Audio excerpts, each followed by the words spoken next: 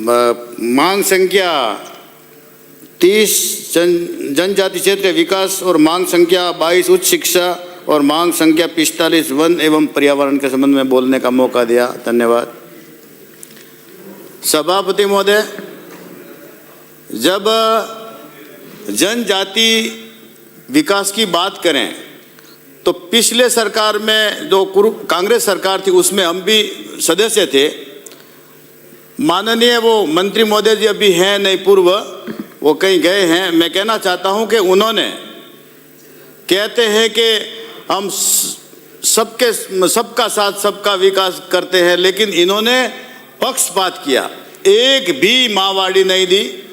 जहां MLA BJP के थे वहां उस जगह पे परामर्शदात्री की मीटिंग हुई है तो एमएलए को भाजपा के हैं उनको तो बुलाए नहीं।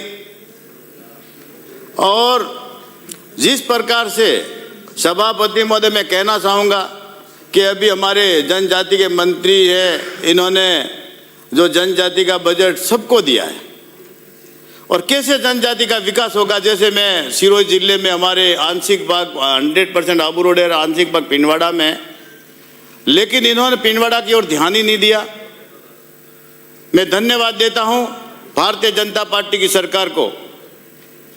इन्होंने माहवाड़ी भी पूर्व में भी मंत्री थे, उन्होंने भी माहवाड़ी 25-30 और 35-35 दी थी और अब के बाद भी माहवाड़ी दी है।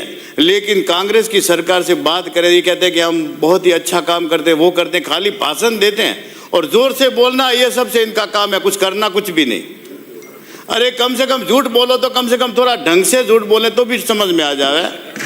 एक भी छात्रावास नहीं दिया। मैं धन्यवाद देता हूं हमारे मंत्री जी को और सरकार को कि कम से कम हमारे क्षेत्र में अब के बार भी जनजाति का एक छात्रावास बालिका खोला है ठंडी वेरी के अंदर। और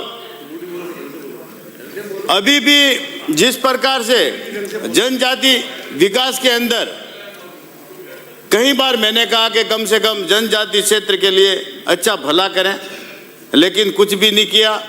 माहवाड़ी नहीं दी, वो नहीं दिया। और जनजाति के अंदर मेरी एक मांग है कि जनजाति एसटी के लोगों को कृषि कनेक्शन नहीं मिलता, एक तो ये जोड़ा जाए, क्योंकि उनको जनरल में कैटेगरी में गिना गया है, तो वो एक जनजाति का और भी विकास हो जाए। क्योंकि नॉन टीएसपी के अंदर वो क्यों नहीं मिलता, वो एक मैं इसकी मांग करता हूँ। और जिस प्रकार उच्च शिक्षा के बारे में बात करूँगा, हमारे पूर्व 2013 से 18 तक की सरकार थी, उस समय कॉलेज हमारा पिंडवाड़ा में हुआ था।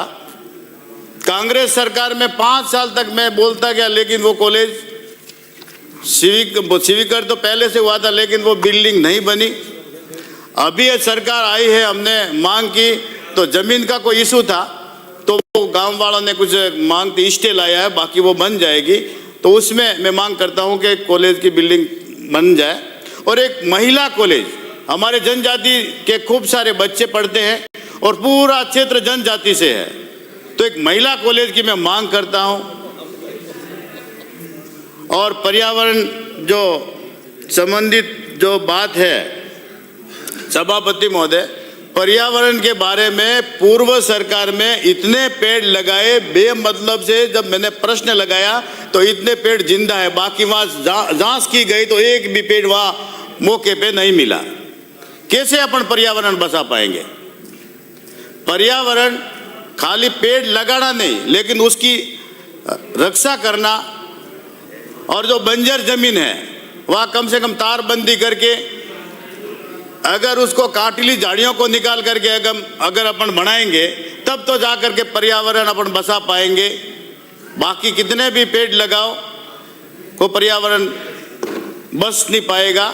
मेरा तो एक ही मांग है मेरी कि पर्यावरण बचाने के लिए जितने भी बंजर, हमारे क्षेत्र में खूब बंजर जमीन, काटिली झाड़ियाँ खूब सारी है, वहाँ से हटा करके तारबंदी करके फिर पौधे लगाएं। और वन विभाग के अंदर कोई भी जानवर का या घटना होती है और आदमी मर जाता है चीते के हमले से, तो कम से कम 6 महीने के बाद में फिर उसको कोई कलम ही नहीं मिलता, उसका मुआवजा नहीं मिलता, तो फिर ये बड़ी दुख की बात है। कम से कम उसको न्याय मिलना चाहिए कोई घटना होती है तो। और सभापति महोदय, मैं इतना जरूर कहूँगा कि जिस प्रकार से घटना होती है तो उसमें मिलना चाहिए। और विशेष रूप से आपने मुझे बोलने का मौका दिया, बहुत बहुत धन्यवाद। श्रीमती रमीला जी खड़िया।